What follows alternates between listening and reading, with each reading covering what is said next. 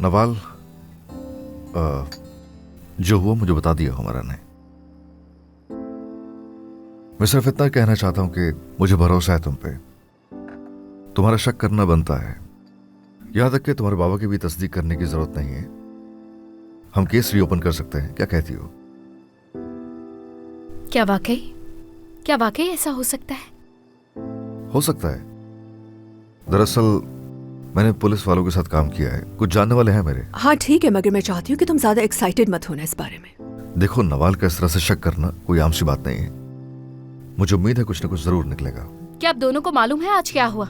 आज हमने फरद का मोबाइल खोल के कॉल हिस्ट्री चेक की थी तो पता है लास्ट कॉल अनम की आई हुई थी। तुमने अपने बाबा को बताया?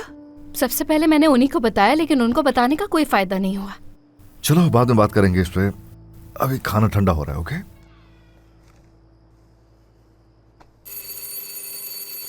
मैं देखती हूँ। वैसे तुम्हारी माँ को बेवकूफ बनाना आसान काम नहीं है बेटा। वैसे इस वक्त कौन हो सकता है? हेलो, क्या हाल है?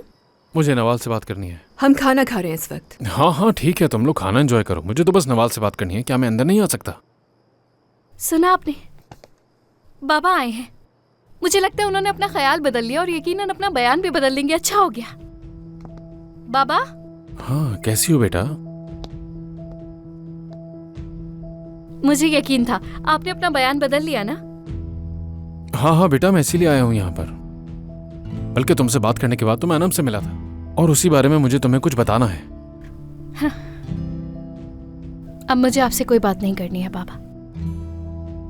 मगर पहले मेरी बात सुनो। बिल्कुल भी नहीं सुनूंगी बाबा, चाहे कुछ भी हो जाए। अगर आप वही अनम की बातें दोहराने के लिए आए हैं तो आपकी बात मैं नहीं सुनूंगी।